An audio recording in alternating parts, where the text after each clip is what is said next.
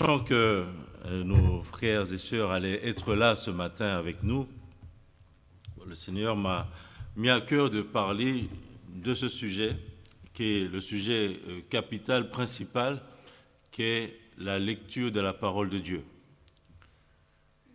Pourquoi justement l'association des Gédéons distribue-t-elle les Bibles dans les hôtels, comme on l'a entendu, dans les prisons, pas très loin des écoles, parce qu'ils n'ont plus le droit de le faire devant les universités.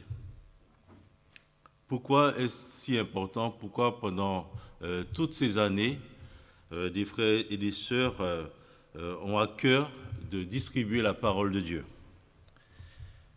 Alors, la réponse, vous le savez aussi, c'est parce qu'ils croient que la lecture de la Bible, que c'est par la lecture de la Bible que des hommes, des femmes trouvent le salut. C'est par la lecture de la Bible que les hommes et les femmes, des jeunes, les enfants, découvrent que Dieu les aime et Dieu veut qu'ils soient sauvés. Donc lire la parole de Dieu est important. Alors la question pour nous de ce matin, c'est est-ce que nous sommes sensibles à ça? Est-ce que nous avons compris qu'il est important pour nous de lire la parole de Dieu? Frères et sœurs, c'est la lecture de la Bible, comme nous l'avons déjà entendu, qui nous révèle que l'homme est pécheur, que tous les hommes sont des pécheurs et que le salaire du péché, c'est la mort.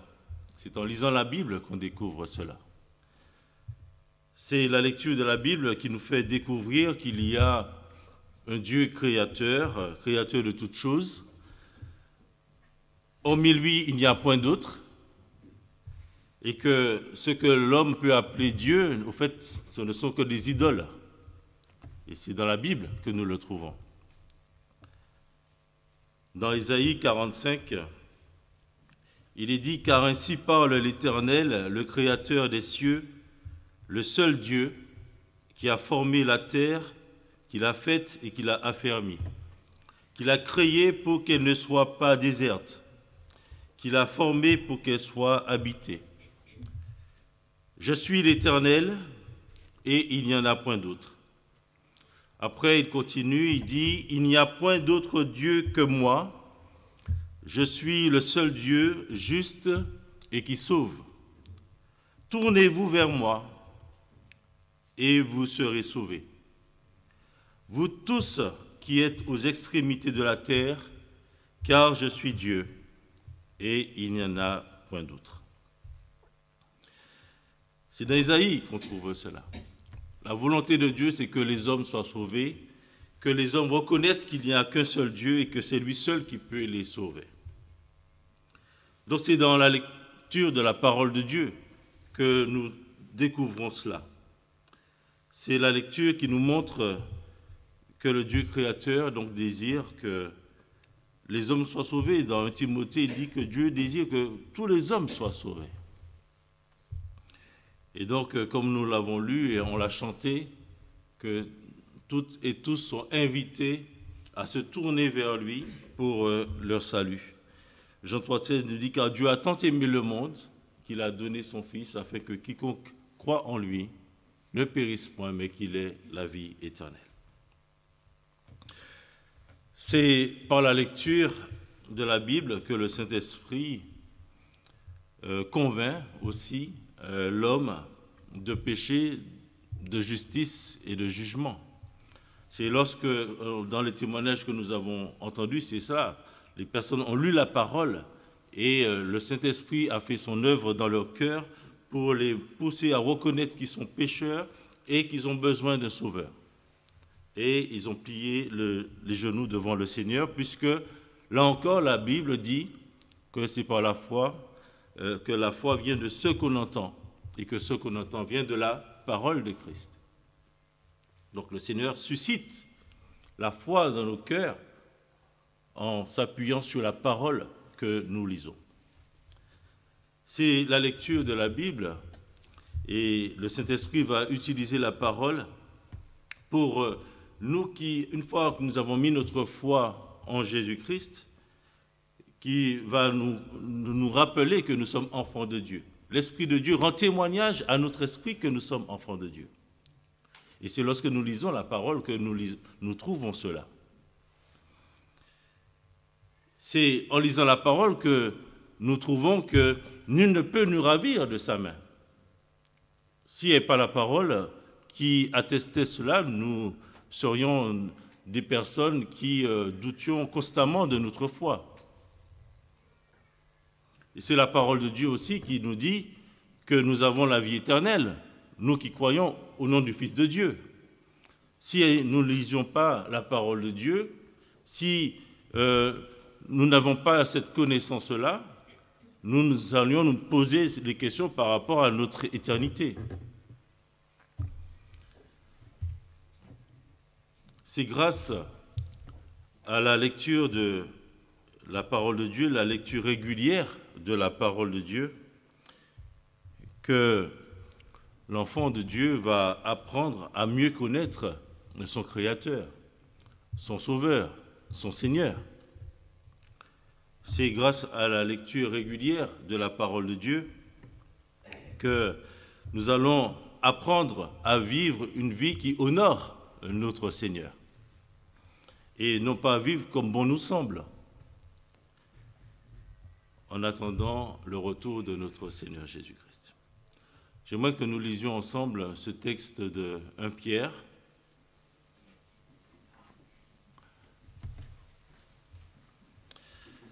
1 Pierre chapitre 1. Je vais lire à partir du verset 13.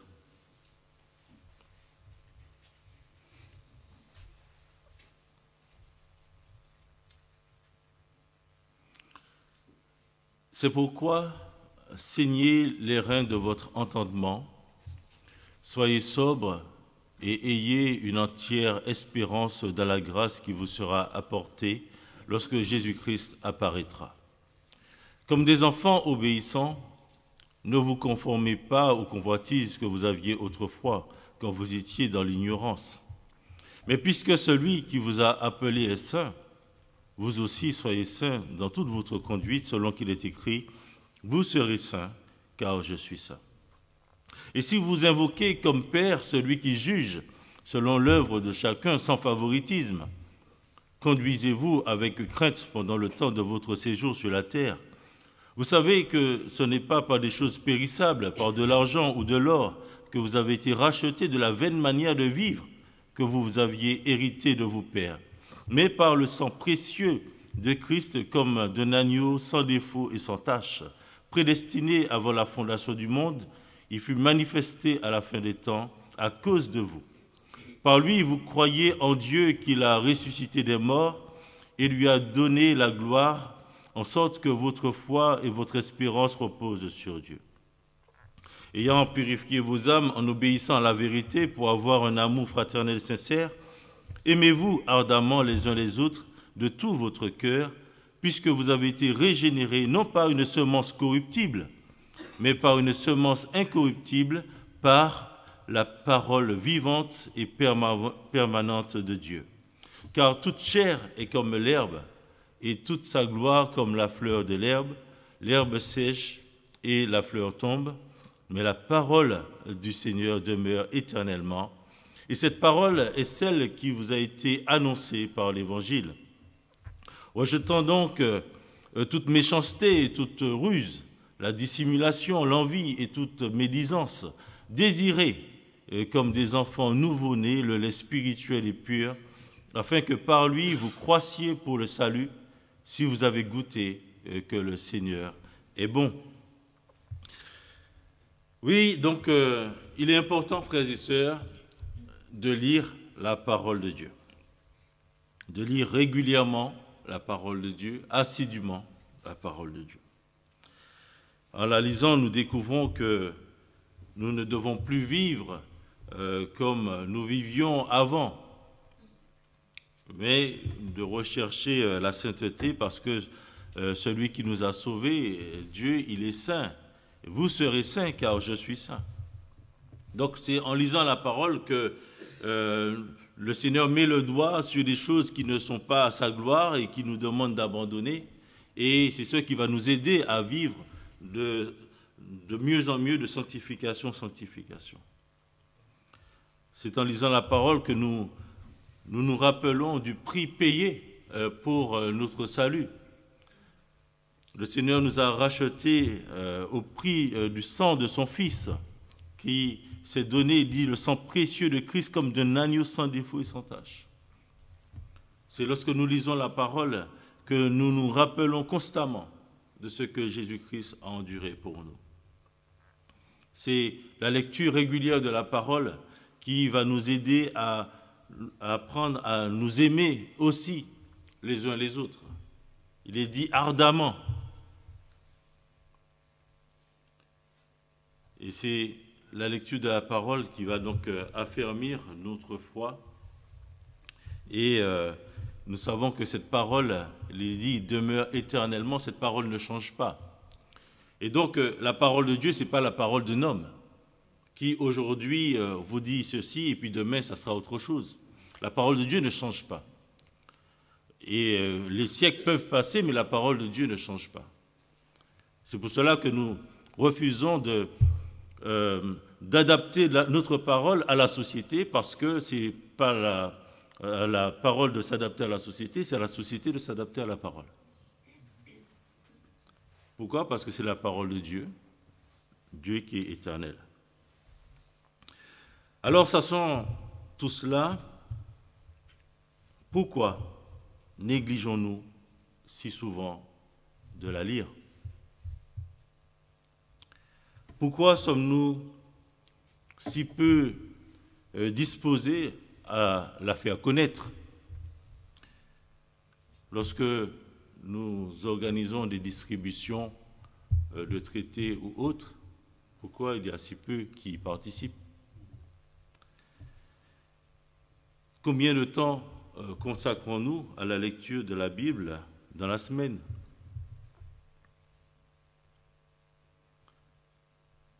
Lorsque nous venons à l'église, nous rentrons chez nous, nous déposons la Bible et nous la récupérons la semaine d'après.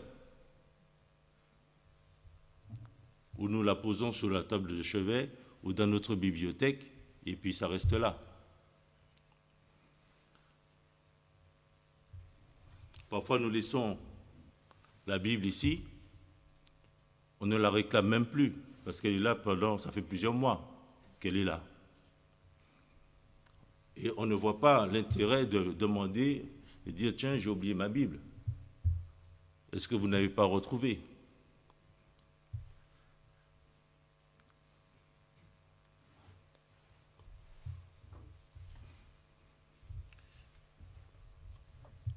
La lecture de la Bible est nécessaire pour notre nourriture spirituelle, notre communion avec Dieu. C'est grâce à la lecture de la Bible, par ce biais, que le Seigneur va nous nourrir. Le Seigneur Jésus-Christ, lorsqu'il a été tenté par le diable, qu'est-ce qu'il a dit? Il est écrit, l'homme ne vivra pas de pain seulement, mais de toute parole qui sort de la bouche de Dieu. Il a pu tenir ferme, il a pu résister à la tentation parce qu'il connaissait la parole. Vous allez me dire, oui, c'est Jésus. Mais s'il l'a laissé dans sa parole, c'est pour notre instruction, pour nous montrer que nous devons connaître sa parole pour pouvoir résister aux tentations, ne pas succomber. Et lorsque nous sommes tentés, pouvoir dire, il est écrit. Mais si nous ne la connaissons pas, si nous ne la lisons pas, comment pouvons-nous dire, il est écrit? Et parfois, nous sommes confrontés à des épreuves, à des tentations, et nous sommes complètement démunis parce que nous n'avons pas cette réponse. Il est écrit.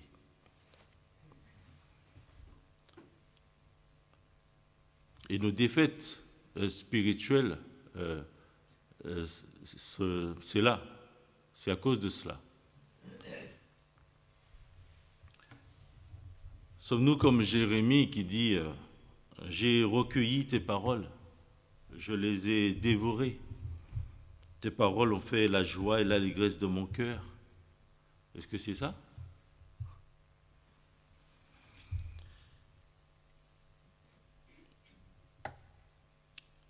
Les fils de Corée, dans le psaume 42, ils disent « Comme une biche soupire après des courants d'eau, ainsi mon âme soupire après toi, ô Dieu.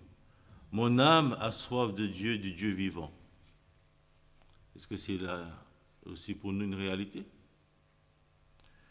David nous dit dans le psaume 63, verset 2, « Ô Dieu, tu es mon Dieu, je te cherche. Mon âme a soif de toi. Mon corps soupire après toi dans une terre aride, desséchée sans eau. » Est-ce que nous sommes conscients de cette sécheresse spirituelle qui peut nous caractériser et que nous avons besoin d'être rafraîchis, d'être nourris par notre Seigneur? J'aimerais vous dire qu'il y a des conséquences, j'en ai déjà parlé, mais il y a des conséquences fâcheuses dans la négligence de la lecture de la parole. Et j'aimerais que nous lisions ensemble ce texte de 2 Rois.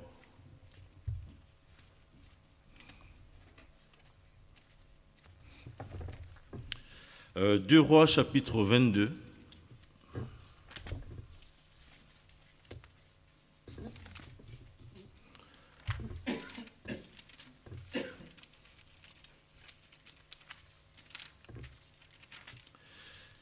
Deux Rois, chapitre 22, j'aimerais qu'on lise à partir, on va lire à partir du verset 8, mais là il est question de Josias, un jeune roi, qui va demander qu'on puisse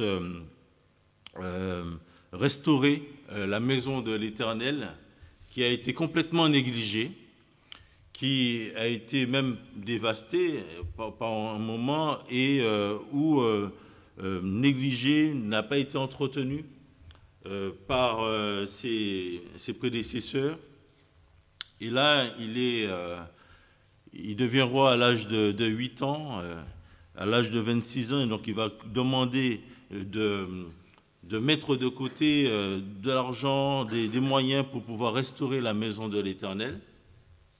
Et au verset 8, il est dit que « Alors Ilkija, le souverain sacrificateur, dit à Shaphan, le secrétaire, « J'ai trouvé le livre de la loi dans la maison de l'Éternel. » Et Ilkija donna le livre à Shaphan, et Shaphan le lut.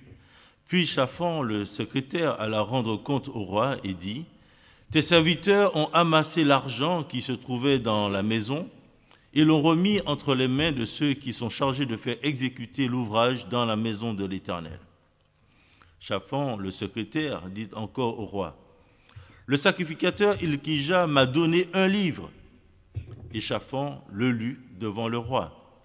Lorsque le roi entendit les paroles du livre de la loi, il déchira ses vêtements. Et le roi donna cet ordre au sacrificateur Ilkija, à Achikam, fils de Shaphan, à Akor, fils de Miché, à Shaphan, le secrétaire, et à Asaja, serviteur du roi. « Allez, consultez l'Éternel pour moi, pour le peuple et pour tout Juda au sujet des paroles de ce livre qu'on a trouvé. Car grande est la colère de l'Éternel qui s'est enflammée contre nous parce que nos pères n'ont point obéi aux paroles de ce livre, qui n'ont point mis en pratique tout ce qui nous y est prescrit. » Le sacrificateur Ilkija, Achikam, Akbor, Shaphan et Asaja allèrent auprès de la prophétesse Hulda, femme de Shaloum, fils de Tilgva, fils de Haras, gardien des vêtements. Elle habitait à Jérusalem, dans l'autre quartier de la ville. Après qu'ils lui eurent parlé, elle leur dit, « Ainsi parle l'Éternel, le Dieu d'Israël. Dites à l'homme qui vous a envoyé vers moi, Ainsi parle l'Éternel. Voici, je vais faire venir des malheurs sur ce lieu et sur ses habitants, selon toutes les paroles du livre qu'a lu le roi de Juda. Parce qu'ils m'ont abandonné et qu'ils ont offert des parfums à d'autres dieux, afin de m'irriter par tous les ouvrages de leurs mains, ma colère s'est enflammée contre ce lieu et elle ne s'éteindra point. Mais vous direz au roi de Juda qui vous a envoyé pour consulter l'Éternel, ainsi parle l'Éternel, le Dieu d'Israël, au sujet des paroles que tu as entendues. Parce que ton cœur a été touché, parce que tu t'es humilié devant l'Éternel en entendant ce que j'ai prononcé contre ce lieu et contre ses habitants, qui seront un objet d'épouvante et de malédiction, et parce que tu as déchiré tes vêtements et que tu as pleuré devant moi, moi aussi, j'ai entendu, dit l'Éternel. C'est pourquoi, voici, je te recueillerai auprès de tes pères. Tu seras recueilli en paix dans ton sépulcre, et tes yeux ne verront pas tous les malheurs que je ferai venir sur ce lieu. Ils rapportèrent au roi cette réponse. Voilà. Ce peuple de Juda avait mis donc de côté la parole de Dieu. Donc, ce qui me frappe là dans ce texte, c'est que le secrétaire Shaphan va dire au roi que Hilkija, il dit, m'a donné un livre. Alors que, on l'a lu, le sacrificateur lui avait dit que c'était le livre de la loi qui se trouvait dans la maison de l'Éternel. Et lui, il va voir le roi, il dit, il m'a donné un livre. Et j'aimerais faire une première remarque par rapport à cela. C'est que, parce que là, avant Josias, il y avait donc son père Amon et son grand-père Manassé qui avaient complètement entraîné le peuple dans l'idolâtrie. Et lorsque vous lisez 2 Rois chapitre 21, Manassé il a fait beaucoup de mal. Le texte dit qu'il fit ce qui est mal aux yeux de l'Éternel, selon les abominations des nations de l'Éternel avait chassé devant les enfants d'Israël. Il rebâtit des hauts lieux qu'Ézéchias, son père, avait détruits. Il éleva des autels à Baal. Il fit une idole d'Astarté comme avait fait Akab, roi d'Israël, et il se prosterna devant toute l'armée des cieux. Il a servi. Il bâtit des autels dans la maison de l'Éternel, quoique l'Éternel ait dit, c'est dans Jérusalem que je placerai mon nom. Il bâtit des autels à toute l'armée des cieux dans les 2 parvis de la maison de l'Éternel, etc., etc. Donc, vous pouvez lire la suite. Donc, et lui, il a régné plus de 50 ans. Plus de 50 ans, la maison de l'Éternel était complètement abandonnée. Les gens faisaient vraiment n'importe quoi. Ils étaient dans l'idolâtrie totale. Son fils Amon a fait la même chose. Et voilà que Josias, Dieu a touché le cœur de cet enfant, de ce jeune, et il va vouloir restaurer, il va vouloir rétablir la maison de l'Éternel. Mais, et dans tout ça, bon, peut-être que ce livre-là, le livre de la loi, c'était peut-être le dernier exemplaire qui restait des écrits. Alors le sacrificateur dit à Shaphan, va dire au roi que nous avons trouvé le livre de la loi, mais pour lui, nous avons trouvé un livre. Et c'est là le danger. C'est que lorsque pendant des mois, des années, nous négligeons la lecture de la parole de Dieu, lorsque pendant longtemps la parole de Dieu est juste restée dans notre bibliothèque ou sur notre table, on ne sait même pas où elle se trouve, la parole de Dieu devient un livre parmi tant d'autres. Un livre qui est là dans notre bibliothèque, mais on oublie que c'est la parole de Dieu. Ce n'est qu'un livre. Et ça, c'est déjà un premier danger. Lorsque nous négligeons la parole de Dieu. L'autre chose, c'est que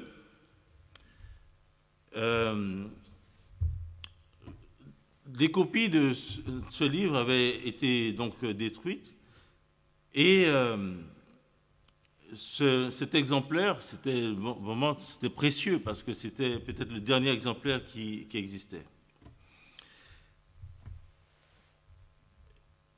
Ce que j'aimerais souligner là, c'est que ce livre qui était dans la maison de l'Éternel, la Bible nous dit que notre corps est le temple du Saint-Esprit.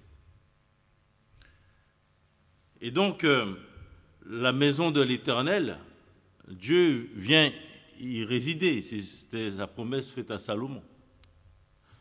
Et j'aimerais qu'on fasse bien le lien.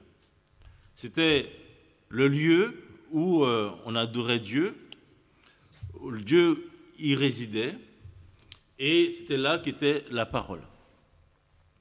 Lorsque nous négligeons Dieu, lorsque nous négligeons la lecture de la parole de Dieu, notre vie, dit notre corps est le temple du Saint-Esprit, le Saint-Esprit vient habiter en nous. Donc imaginons notre être intérieur qui représente le temple du Saint-Esprit. Lorsque nous négligeons Dieu, lorsque nous négligeons sa parole, notre vie ressemble à la maison de l'Éternel du temps de Manassé, où la parole est mise de côté et on remplace les choses de Dieu par toutes sortes d'idoles. On remplace, Manassé a fait venir toutes sortes d'idoles dans la maison de l'Éternel. N'est-ce pas ce que nous faisons? Puisque lorsque nous ne lisons pas la parole, lorsque nous ne voyons pas l'importance de maintenir notre communion avec Dieu, nous ne nourrissons pas spirituellement, alors je peux vous dire qu'au fur et à mesure, il y a d'autres choses qui viennent prendre la place de Dieu. Et ces choses, ce sont les idoles. Des idoles. Et la parole de Dieu, nous l'oublions, et ça devient pour nous qu'un livre. Et les idoles sont là, au lieu que ce soit le temple du Saint-Esprit, au lieu que Dieu soit honoré, vous serez saints car je suis saint, alors c'est plus le cas. Et notre être intérieur ressemble à cette maison qui est remplie d'idoles. Et tout ça parce que nous avons négligé la parole de Dieu.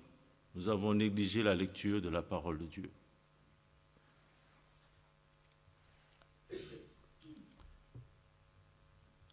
Et donc, l'attitude de Josias doit être la nôtre. Lorsqu'il a entendu la parole de Dieu, il s'est humilié devant le Seigneur. Il a déchiré ses vêtements.